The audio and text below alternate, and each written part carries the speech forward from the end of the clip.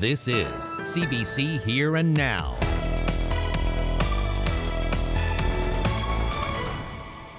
Good evening and welcome to Here and Now. We begin in the town of St. Mary's on the southwest Avalon.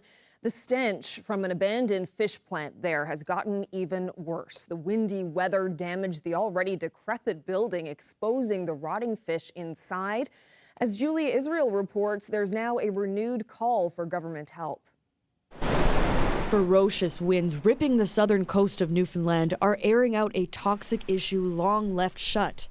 Rotten fish is what it is. It's just a sour, awful smell. A nauseating smell cloaks the rural town of St. Mary's. The abandoned fish sauce plant here has caused strife since it was built in the 80s. Winds this week tore off the plant's wall, leaving huge vats of fermenting fish even more exposed. I wouldn't put my clothes on the line because the smell will go through your clothes. The worst smell that you ever smelled in your life, times about 10, times about 20. A 2016 Environment Canada report found the effluent inside the plant to be acutely lethal to fish. Now, with the plant's wall floating out at sea, Mayor Steve Ryan's concerns are growing. We have one resident lives there just about 50 to 100 feet away from it, so we're going to evacuate her tomorrow. And another concern that I have on the opposite side that we can't do much about is the environment. For years, Ryan has been calling for support from the federal government. Why don't they have money to help a little small town in St. Mary's in Newfoundland? We have 307 residents. Why are we being left behind by the federal government is pretty disheartening. For now, the community is forced to live alongside the smell. I always think of that for that plant, how it took away so much for so many people in St. Mary's. Kids couldn't play up on the field from times because there's too much of a stench and the stink. Unless you live here, you don't get it. You really don't get it. A statement from the Provincial Environment Minister says the department is committed to cleaning up the site, and it will be on the ground Monday morning to focus on the next steps. With another windstorm expected, there may be more damage to come. Julia Israel, CBC News, St. Mary's. Now, the federal fisheries minister says she has spoken to the federal minister of environment about this problem. Joanne Thompson says she's hoping for a quick solution. I've spoken and been in touch with my colleague, Minister DeBruce in ECCC. So, we are here, but I really am pleased to see the province step up and work with the municipality. And it's a safety issue. I certainly say to all residents, be careful and hopefully have a quick resolution. Well, police are investigating a fatal ATV crash in Portugal Cove, St. Phillips. On Saturday, the RNC responded to a report of an ATV collision in Windsor Heights. A 22-year-old man was rushed to hospital where he later died. The RNC says the crash is not believed to be criminal in nature. Well, some more sad news to share tonight as one of the complainants at the center of the case against accused sexual predator Tony Humby has died. As Ryan Cook reports, the young man was the catalyst for the police investigation into alleged sexual offenses in the Anne Jeanette trailer park. But first, a warning. This story contains details of sexual assault. For 3 years, police had suspicions about what was happening at Tony Humby's trailer on Hussey Drive, but they struggled to get those allegations on the record. That changed in November of 2022 when a young man called police and told them everything. His bombshell statement led to an investigation that spiraled into dozens of charges going back nearly 20 years. Humby pleaded not guilty to all counts and took his case to trial. The young man testified last fall, repeating the very same allegations he put to police 3 years earlier. He was grilled over inconsistencies in his statements and testimony and corroborated details given by other complainants. And now, he's gone. We can't tell you his name, his age, or exactly when he died because of publication bans protecting his identity. But we spoke with his mother, who's remembering him as a gentle soul who put his own life on the line in pursuit of justice. Tony Humby killed my son, she insists. He didn't put a gun to his head, but if it wasn't for what happened to him, my son would still be alive. The young man testified he was living in a group home when he met Tony Humby. He says he was manipulated with drugs, alcohol, and cash to perform sex acts. On another occasion, he said Humby pinned him down and raped him. His mother said he struggled to live with the effects of the alleged abuse and said he died of a drug overdose sometime after testifying. The trial was hard on him, she said. He had to reface what happened to him again. He would do drugs so he didn't have to think about it anymore. I'll never understand what he was feeling because I've never felt that before. It was horrible because there was nothing I could do to ease his pain. The trial is still ongoing, with the Crown expected to wrap its case later this month. The young man's mother says it's important for people to know that her son came forward so that nobody else would get hurt. She says it tore his life apart in the weeks leading up to his testimony, but he insisted on following through. She says he signed up for a war, and it's a war that she's sure he's going to win. Ryan Cook, CBC News, St. John's. In other news, the Trans-Canada Highway is now closed in both directions west of Clarenville near Thorburn Lake due to a crash involving a tractor-trailer. Police say the highway won't reopen until tomorrow at the earliest, and that's because a bridge has been damaged by the collision. A detour is available. Westbound drivers can exit the TCH at Route 230, also known as the Bonavista Highway, and then use Route 233 through Musgrave Town. And those heading east can exit at Route 233 and use Route 230 to rejoin the TCH. Well, a St. John's emergency doctor says the province's new urgent care centers will not reduce wait times at hospital emergency departments. Dr. Scott Wilson says the problem with the ER is a shortage of beds inside the hospital. Mark Quinn explains. Health officials have been saying repeatedly that new urgent care centres will reduce wait times in emergency departments in Newfoundland and Labrador. It's something former Health Minister Tom Osborne first spoke about in 2024. It will allow emergency rooms to focus on emergency care and the urgent care centres to focus on urgent care, moving people through the emergency department more expeditiously. But St. John's emergency doctor Scott Wilson says that notion is flawed. He says the problem isn't inside the emergency rooms, it's inside the hospitals. A shortage of beds available for new emergency patients, not patients looking for urgent care. Overcrowding inside the emergency departments, patients who are admitted to hospital but remain in our space. That is the number 1, 2, and 3 reasons why people wait have long waits, 10, 12, 24-hour waits, unfortunately, in emergency rooms because of the overcrowding. So the overcrowding has to be addressed. The health authority's CEO agrees it's a serious problem. And he's dead right about that. The core problem in getting people through the emergency room is getting into a bed in the hospital. And if there's 100% occupancy, there's no bed. And as a consequence, the patient stays in the emergency room. Wilson, a member of the Canadian Association of Emergency Physicians, says it's a problem across the country and it's not new. Long wait times in emergency departments have been an issue for my entire career. The difference now, however, is that this is worse than it's ever been. Last week, Alberta's government ordered an inquiry after a man died while waiting in an emergency room at a hospital there. Wilson fears tragedies like that will someday happen in Newfoundland and Labrador, and he's calling on authorities to find solutions. We've already had unfortunately, lots of cases in the media across the country of patients dying in waiting rooms in emergency departments. The numbers game is eventually going to catch up to us. Newfoundland and Labrador's health authority says it is trying to tackle the problem. We are certainly very active in the arena of trying to get more acute care beds and trying to improve discharge facilitation within the hospitals. The need for care will only continue to grow as our population ages. The health authority says it's working hard to increase capacity inside of hospitals and also in long-term care. Mark Quinn, CBC News, St. John's. Staying with healthcare news, a new health center is set to open in Gander later this month. The CBC's Troy Turner dropped by for a look. We have registration desks for mental health and addictions, and then a registration area for family care team patients to provide registration services for both programs at one time. A brand new building in Gander's business district is bridging mental health and primary care services.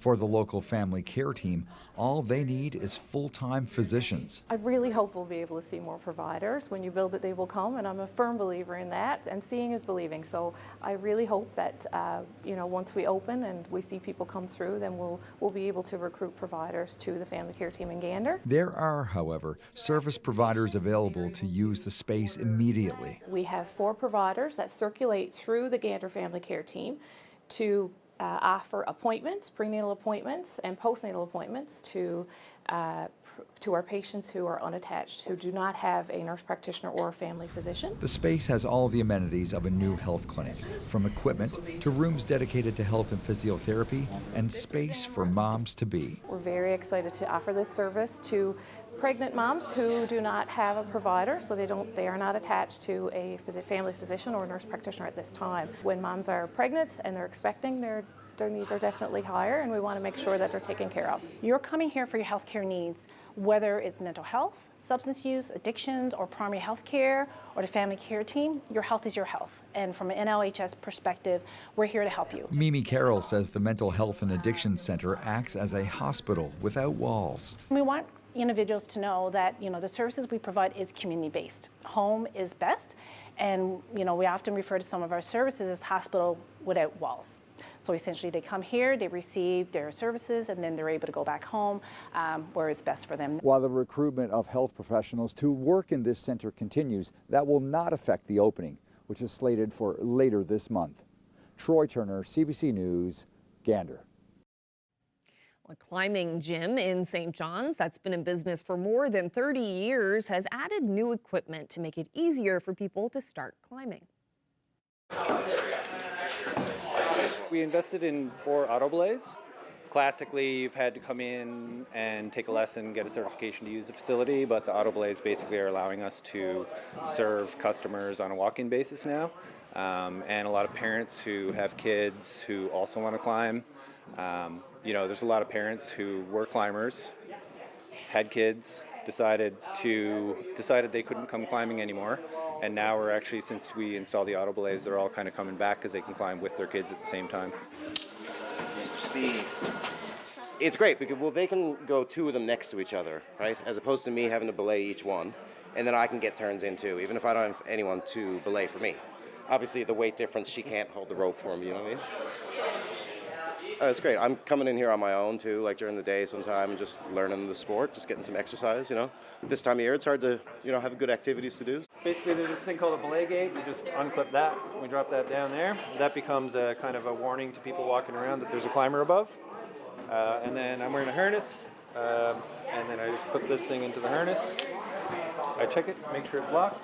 I give the lanyard a pull, make sure it's retracting up into the unit, and then I just climb. Good job. Great. It's so fun. What's your favorite part? Just climbing. It's easier because it's not like tugging down on you, and no one's holding it. What's your favorite part about climbing? Coming down when I'm being belayed because I'm flying. It's allowed us to serve more customers quicker, so there's more kids climbing at the same time. So they're getting more laps in, they're getting on the wall quicker. In the past, because you needed a lesson in order to climb, now then you would have had to book something in advance. If you showed up on a random day with your kids and you just wanted to climb and you weren't booked, we often wouldn't have an instructor, so we were turning people away. So the big game changer is just you can walk through the door with 0 experience and be on the wall within 10 minutes. We're just able to serve a lot more customers, turn away a lot less, and a lot more happy kids. Corner Brook is covered in another blanket of snow tonight. The West Coast city was under a snowfall warning for most of today. Residents spent the day digging out, with those snowbanks looking really high for January. Schools were closed all morning, but some students returned to class later this afternoon. Yeah, those snowfall warnings have now ended. Temperatures are actually going to drop as we head through the night tonight, and then we've got the potential for some squalls to develop as we head through the afternoon tomorrow. Those temperatures are actually going to cool down, and that will be the pattern as we head through the next at least week or so. Some much colder air than we've certainly been seeing here in the east, though. Still the chance that we'll see little bits of warm-ups here and there, but I'll get into all of those forecast details when I come back a little later.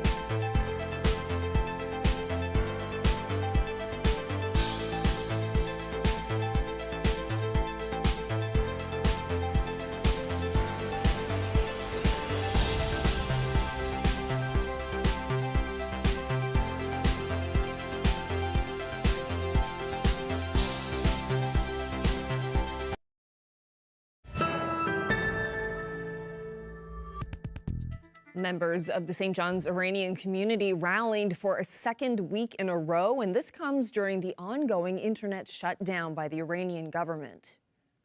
IRGC terrorists! IRGC terrorists! IRGC terrorists! I'm here with my people to protest against our brutal regime, the regime who killed our people in the street. We don't know about the exact number of the murderer because of the internet shutdown in country, but we know about thousands, like 10,000s of people. But we know the brutal regime, and it's gonna be more than that. Be the voice of Iran. Be the voice of Iran. Be the voice of Iran. This is really important for us because, yeah, the people in Iran might not hear our voice right now, but like, you know, they also have access to like, you know, international TV. Some of them, they have access to that. And another reason is that like we're trying to like spread awareness regarding the internet shutdown and like, you know, these like revolution that the people of Iran are going through. So that's why like, you know, we want our people to like see that we're motivating them and we're standing with them, and also we're spreading the awareness and requests for help from other countries. We are here to support my people and show all the world that we never leave my people. It's bleeding in Iran. People are dying. Wake up, people, wake up and support Iran.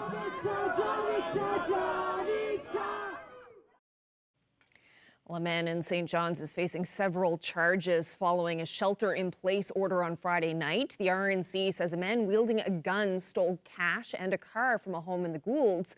Police attempted to stop the man, but he escaped, and the stolen vehicle was later found abandoned. The shelter-in-place order was in effect until police found the suspect in his home. The 24-year-old was arrested on 10 charges, including break-and-enter and use of a firearm. Well, a free Turkish cooking class was recently held in St. John's, and participants say they learned more than just recipes. Hi everyone, welcome to our session today. We have Turkish class. The name is tavuklu pilav. Tavuk is chicken and pilav is rice. Chicken and veggie one. Very good. I think this is one of the most popular event of our organizations. And you know, people love food. With chicken and veggies. And corn, sweet corn. Yeah. I choose this food because I remember my family when we get together in the holidays or in the weekend, and I feel warm and peace when I make this. You know, Multicultural Women Organization of Newfoundland has been on for years, decades, teaching people, transmitting culture, letting people know what it means to, you know, interrelate with one another. So this gathering is always of great help to people, especially immigrants that move from one location to the other, and that's why I don't miss their programs even online. It's wonderful, and it's a very good positive experience for everyone, both male and female, especially immigrants. Really, it's a center for learning how to embrace other people's culture and how to also showcase and display your own culture as well. So it's a gathering for positive learning. And sometimes they're very hesitant, but we also in our world, we want to do kind of a little bit of leadership upgrade. We will have another cooking class next month. Anyone interested to do the cooking class? Who want to do it? We have Palestine, we have Syria, we have India, and Morocco. Where's Morocco? Morocco, Libya, Egypt. You want to do? More than 400 members this year, and who are like from different countries, like more than 40 more over countries, and they speak more than 30 languages. So you can see how versatile and diversity is here. Don't forget your dessert, okay? Oh, your jacket. Right now, I'm finding my base, I'm finding my feet, I'm standing on my own, and I got all of those initial orientation from them, and they made me feel so warm and welcome as a new person in St. John's. So I want to say thank you and God bless them.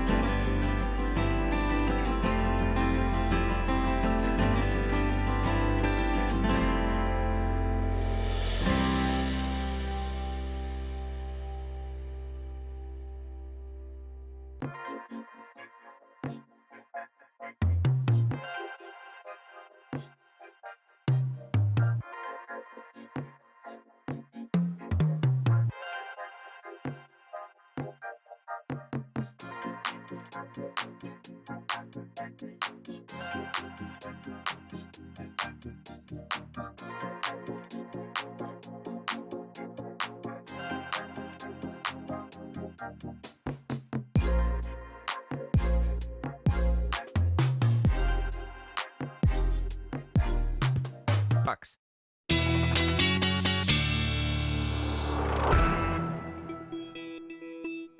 Pretty blustery and mild here in the east this afternoon. Yeah, especially in the afternoon. Boy, did that temperature bump up.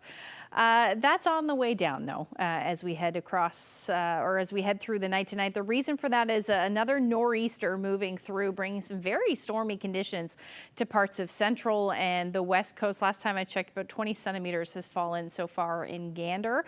As we head through the night tonight, the good news is that things should improve. But we definitely have some colder air up across Labrador, and some of this colder air is going to filter south as we head through the night tonight. There's your daytime high for this afternoon, 10 degrees in St. John's. That was the only place to reach the double digits. Well, the Avalon anyway, the only place to reach the double digits today. But hovering around the 0 degree mark or a little bit below. That's why everything was falling as snow for parts of the west coast, northern peninsula, and along the northeast coast. And then about minus 19 in Lab City today, with those temperatures a little warmer, but still below zero for the southeast. Taking a look at where we are now, temperatures are starting to come down, as I mentioned, so down to about 4 degrees in St. John's right now.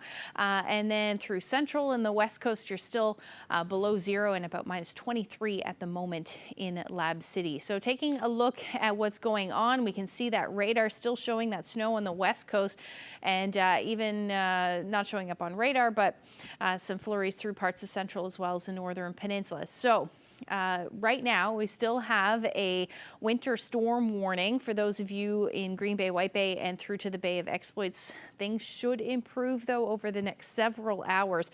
Those snowfall warnings have now ended for the rest of the island.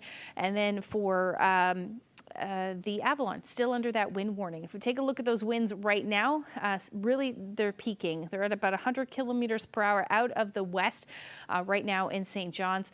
And like I said, as we head through the next couple of hours, we'll start to see those winds go down below warning criteria. So I expect that that will end. But we're still going to be gusty tonight, somewhere between 50 to as much as 80 kilometers per hour through the overnight and into tomorrow morning.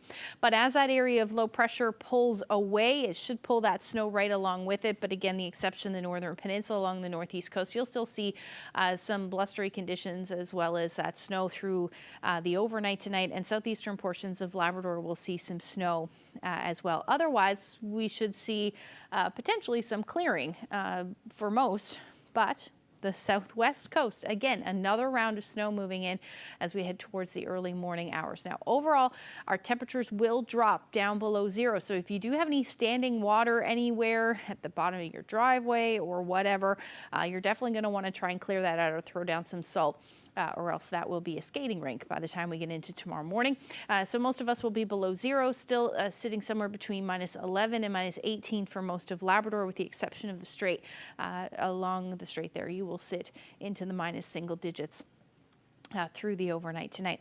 Into tomorrow, that snow again will move in, and then we'll likely see some flurries or squalls through parts of central and eastern Newfoundland.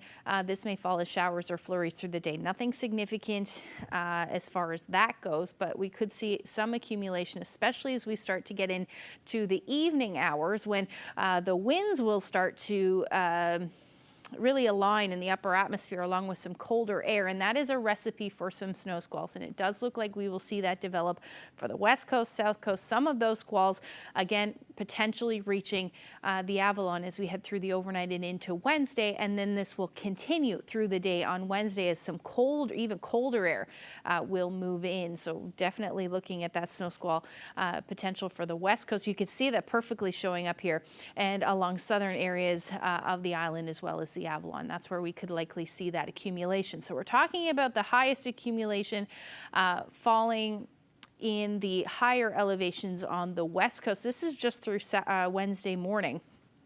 10 to 20 centimeters, certainly possible, about 5 to 10 in some of those more persistent squalls on the south coast, and then again even more so as we head through the day on Wednesday into Thursday morning, and then again even more so on Thursday. So certainly looking at much colder air tomorrow, although we'll be hovering on the 0 degree mark, a little bit above east, but overall somewhere between 0 and 3 degrees is the daytime highs, and again gusty winds 60 to 70 kilometers per hour. Labrador for the most part minus single digits towards the coast, otherwise between minus 10 and minus 14. I'll get into your long range forecast coming up a little later. Thanks, Ashley. Well, the union representing Memorial University students says it still has a lot of questions about the government's plan to reinstate a tuition freeze. Munsu says there are concerns that freezing tuition will force the university to cut costs in other areas, and that will have negative impacts on the quality of education for students at MUN. We have been in discussions with the government ourselves over the last couple of months. Mr. Wakeham has made it pretty clear that he doesn't want to. He states that the financial shortcomings of Memorial University shouldn't be paid by students, and then that is something that we feel that was the natural conclusion to go for a tuition freeze. Mm-hmm. But there, like you said, there are some unanswered questions on whether there will be an increase of funding to the university. We have yet to see that commitment. From a discussion that I had with Mr. Wakeham just a couple months ago now, he said that he's not afraid to increase funding to the university, but at this moment we do need to see that commitment. And is that why you have reservations about a guarantee that tuition won't go up this year? Yeah, absolutely. So the deficit that Memorial University finds itself in is a financial reality. It's something to the effect of $20 million. Just the same exact day that this was announced, Memorial University announced significant cuts to its senior administration. Mm-hmm. So these cuts are just going to continue. This is the trajectory that the university is on. Experts have been talking about this. The university is continuing to talk about cuts. And so when there's nothing to offset tuition, a freeze in tuition, there are going to be negative impacts of that. You're going to see faculty cuts. You're going to see programming cuts. You might see shorter degree lengths, stuff like that.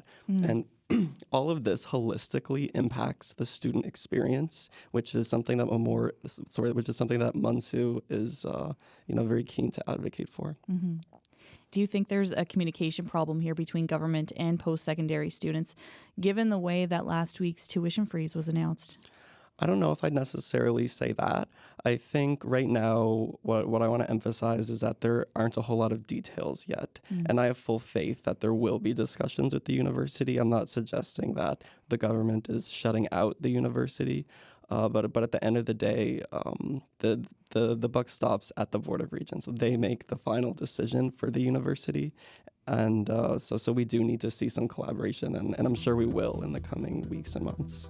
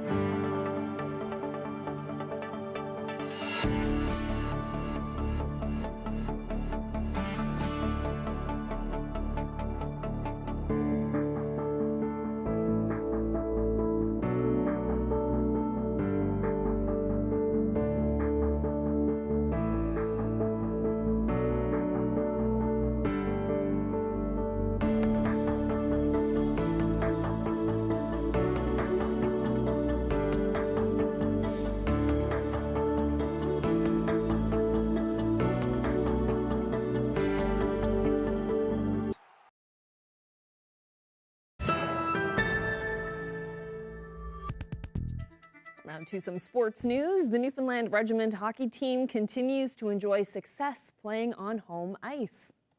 He's all alone. Gauguin scores! Tyson Gauguin has a second. He was left lonelier than a man in a resettled community. Okay. Well, on Friday night at the Mary Brown Center, the local team doubled up the Rimouski Oceanic 8-4. The victory added another win to the team's 7-game winning streak on home ice.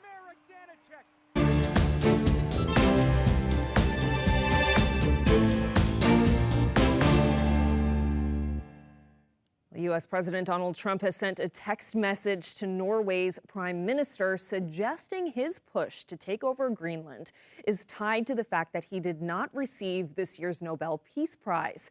Norway has shared the text with other NATO leaders. They're taking the U.S. president's latest threat very seriously about imposing tariffs on nations who oppose his plan. The CBC's Crystal Gamansing has more on the story. European leaders will gather in Brussels later this week for an emergency summit on Greenland. 8 countries opposing U.S. President Donald Trump's plan to take the Arctic island for security reasons face tariffs. The UK is one of the countries that could be hit with a 10% tariff starting next month. Prime Minister Keir Starmer started the day saying he wants to protect the UK's relationship with the U.S. but denounce the economic threats. Alliances endure because they're built on respect and partnership, not pressure. That is why I said the use of tariffs against allies is completely wrong. It is not the right way to resolve differences within an alliance. Nor is it helpful to frame efforts to strengthen Greenland's security as a justification for economic pressure. Greenland's prime minister acknowledged what he describes as strong and dignified support from allies, saying once again Greenland is open to dialogue but will not be pressured. Greenlandic and Danish officials met today with the head of NATO, a meeting that focused on security cooperation. Greenland is Danish territory, so its alliance protection extends to Greenland. French officials have said the best way to prevent threats from materializing is to show the European Union is ready to act strongly. Now, the EU could, for the first time, use its anti-coercion instrument. French President Emmanuel Macron likened it to a trade bazooka. Intense consultations are underway, according to a European Commission spokesperson. The hope is to de-escalate the current situation, but it appears the Commission president won't be meeting with Trump during the World Economic Forum in Switzerland. I'm not aware of any meeting that has been called between Presidents von der Leyen and Trump. They will both be in Davos. I can't discount the possibility that that may happen, but right now there is no such meeting planned. All of this is new territory. Never before has one NATO nation threatened to take another and then threatened to inflict economic pressure on those in opposition in order to bend their will. Crystal Gamansing, CBC News, London. Well, Prime Minister Mark Carney is trying to determine how Canada should respond to Donald Trump's latest threats. He's now in Europe for the World Economic Forum, an international event the U.S. president will be attending as well. The CBC's Ashley Burke is traveling with the Prime Minister. The Prime Minister has touched down here in Switzerland. This is Mark Carney's third and final stop on a trip that's taken him around the world, from China to Qatar and now to the Swiss resort town of Davos to try and deepen ties with countries outside of the U.S. But as Carney tries to distance Canada from its southern neighbor, he could run into Donald Trump while he's here. They are both expected to speak at the World Economic Forum. This gathering of political and business leaders falls just days after the U.S. president threatened European allies with tariffs if they resist his desire to take over Greenland. Yesterday, Carney told us, journalists traveling with him, that he's concerned about this escalation. And Canadian officials tell CBC News that the Prime Minister is weighing a contingency plan to send a small group of troops to Greenland to take part in sovereignty exercises that the Danes are planning. Now, tomorrow, the Prime Minister is expected to meet with Emmanuel Macron, the President of France, a country currently facing Trump's tariff threats after it sent some troops to Greenland. So far, we are told that there is no official meeting between Trump and Carney scheduled, but Carney says that if he runs into the president, he'll tell him his view that the future of Greenland is up to Greenland and Denmark to decide. Ashley Burke, CBC News, Corton. Back in Canada, we have a disturbing story out of Manitoba to tell you about. It concerns a child being exploited on social media. The shocking part is just how young the victim is. Michelle Allen has the details. A 7-year-old Manitoba girl was sexually exploited on Snapchat while just one room away from her mother, coerced into sending explicit photos and videos by a stranger. Her mother found pictures of the man's genitals on the phone. A victim that young might be shocking to some, not to Detective Sergeant Mike Olson. Under 10, it used to be a surprise. Now I would say it's more common. CBC obtained an RCMP production order requesting the Snapchat account data to try and track down who contacted the girl. Olson wasn't involved in this specific case, but has investigated many like it. It's probably more just with kids that are spending more time. The more time on these devices, the higher the chance that these kind of things can happen. Olson recommends supervising children whenever they're online, but he also says companies like Snapchat need to do more to prevent it.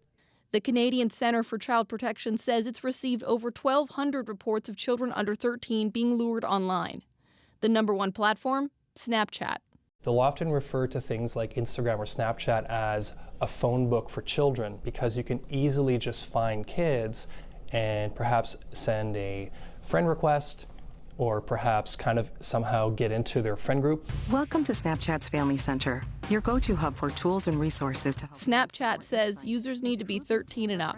It has some parental controls on teen accounts.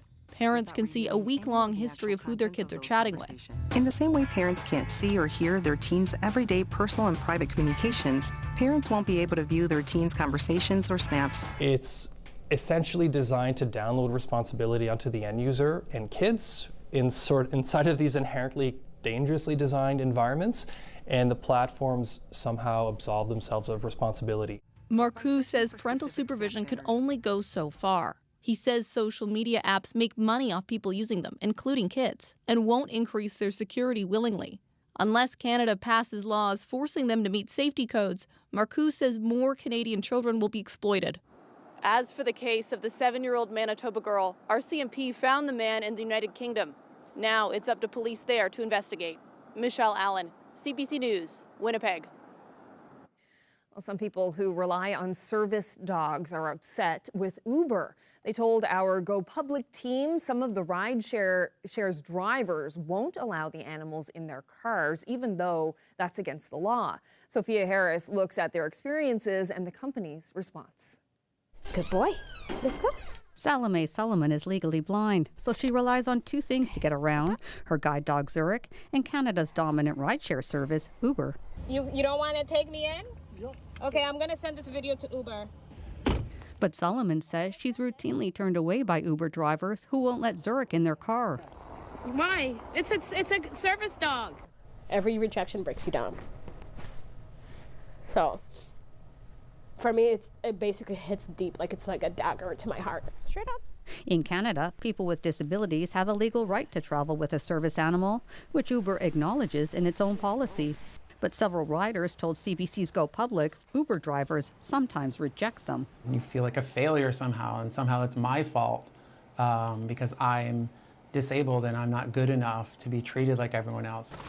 James Wilkinson's service dog Bo helps him cope with his autism. Up, up. On the day CBC interviewed him, one Uber driver picked him up, but a second canceled his ride home. You were walking across the street and the car drove away? Yeah, it's happened so many times that it's just, well, there goes another one. This disability advocate says inaccessible transport is a systemic problem in Canada, and Uber needs to do better. Imagine the indignity of being told that your needs are not valid. We need people to be driving who are open and understanding of their obligations, fundamentally. You can't deny me access. We showed Solomon's videos to Uber. It's humiliating, it's painful, and it's completely unacceptable. The only acceptable bride refusal number is 0. And that's the number that we're working to get to. Uber says it has taken concrete action to combat the problem, like driver education, enhanced technology, and banning drivers who break the rules. But the company admits its work isn't done because some riders are still being left at the curb. Sophia Harris, CBC News, Vancouver. Looks like the party may be over for the craft beer industry, and not just because of dry January. Sales have been falling for a while, and the number of Canadian breweries is declining. Paulo Duhacek looks at why. This beer maker says in his industry, change is brewing. We've seen it across the board, whether it's changing in drinking styles or just where the economy's at. We're definitely, sales are down. In a 5-year period, the number of breweries in Canada climbed to more than 1,100, but that number has flattened, and last year shrank by nearly 3%, according to this analyst. Seeing an end to that growth in and of itself is significant. The growth phase of the industry is over. Some say it was bound to happen eventually. For years and years, we saw this massive expansion that happened really, really quickly within the industry. And with that came a lot of new entrants, and not a lot of whom had really long-term business models. Tastes and habits are also changing. Beer Canada says sales across the industry are down, and it says younger generations aren't drinking the way their parents did. I know anecdotally a lot of the people that I knew actually stopped drinking altogether, including myself. This former brewery owner is back to working in finance after closing his doors in 2025. He says the decision was driven by a combination of factors: bad timing, funding challenges, and a change in their core customer. We just had to cut our losses and unfortunately learn from it and move on. What COVID did, I think, is changed people's entertainment habits. And so what it's meant for breweries is they've had to work much harder to get bums in chairs. He says breweries are still finding success by learning to branch out. Obviously, when we see the customer's taste change, that's like a big one for us and number one. So, we had to reevaluate what products we're making, what beers are going out the door. These days, one of his top sellers isn't a beer at all. It's a craft iced tea. Paula Duhacek, CBC News, Calgary.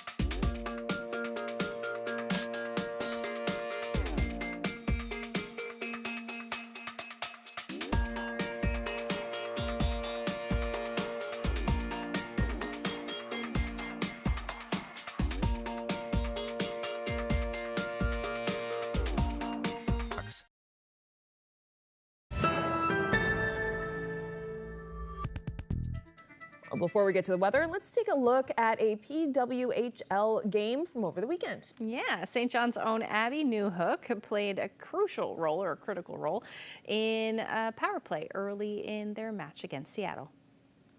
Through your weapon, Megan Keller on the right wing. Nice little give and go. Just doesn't even give the penalty kill much time to set up. Obviously, you're dealing 2 skaters down, but with so much space, just fires that shot past Schroeder into the net. Yes, that's Newhook in jersey number 19 getting an assist on that goal. Yeah, the game came down to a shootout, and Newhook's team, the Boston Fleet, were ultimately the winner with a score of 2-1. It's always nice to see Abby Newhook having success on the ice. Amazing. Were you watching that game? I didn't watch that game, but I watched the Toronto game. Oh, okay. So there's lots of hockey to watch. Okay, so let's talk about the long-range forecast. We're beginning a new work week. Today was really mild in St. John's, at least. Not in other places, but no, yeah. How is the week shaping up? Yeah, so once we get through, well, today, we've actually got a little bit of a colder pattern moving in, which I'm sure most of you on the West Coast, snow capital, I guess, will be very happy with that. Let's take a look at what's going on, because actually snow squalls are going to set up, which is going to lead to more snowfall as we head through the evening hours. You can see that there, those streamers showing up on the future tracker. And that's pretty much going to be the story as we head into Wednesday. Some of those squalls, because of the way the winds are blowing, will likely affect the Burin Peninsula and even parts of the Avalon as we head through the afternoon, or at least the first part of the day on Wednesday. And really mostly the West Coast will see that accumulation. Other than that, some gusty winds towards the coast of Labrador and the potential for some flurries for you as well. But your temperatures will be sitting in the minus teens, minus 20s for the Upper Lake Melville area and Lab West, and then across the island. Minus double digits as the daytime high for Wednesday for a good chunk of the island, with the exception of the South Coast and the Avalon. We're still below zero, somewhere between minus 5 to minus 7 as your daytime highs on Wednesday. Now, after that, we're actually going to see another weather maker move in as we head through Thursday. This one weak, but there is still some accumulation likely as far as that snow goes for most areas, and this will likely start to snow for the Avalon before we again see a change over to rain, but that won't happen until later in the day. That will be the case for southern areas of the island, the Burin Peninsula, and then the Avalon. But most of the day will hover around the 0 degree mark. So we should see this start to snow and then change over to rain through the overnight. Hanging on to that much colder air, though, through central, west coast, northern peninsula, somewhere between minus 7 to minus 15, and then very much cold between minus 15 and minus 21 for those of you up across Labrador. Now, long range forecast after that, Friday looks like we should hover around the 0 degree mark or even a little bit above for St. John's and eastern Newfoundland. And then we dip back down on Saturday, down to the minus single digits. And it does look like after that, we will be into some colder air, so more of a snowy outlook, or at least colder outlook as we head towards the long range forecast. That's where you are through central and western Newfoundland as well, with temperatures into the minus single digits, minus double digits overnight. Great snowmaking weather. And should be plenty of natural snow out there for the west coast as well. But that's what it's looking like for now. For Labrador, it's going to be cold and clear. Temperatures will be in the minus teens and minus 20s, overnight lows dipping into the minus 30s. And then for Labrador, at least a sunny stretch there Wednesday, Thursday, and then back into the potential for some flurries as we get into the weekend with your daytime high somewhere between the minus teens and minus 20s. Our weather photo of the day taken in Traytown. Take a look at this. Wow. Colorful start to the day. Not a bad start at all. Thank you, Dawn, for that great photo. We love seeing your weather photos, and you can share them with me on my Facebook page. I'll get them there, or you can email them to nlphotos@cbc.ca. It looks kind of like a watercolor, and you can see the sky reflecting off the water there too. Beautiful shot. Great shot. Thank you so much for sending that in. And thank you so much for joining us tonight as well and spending part of your evening with us. Hope you can join us again tomorrow evening. Good night.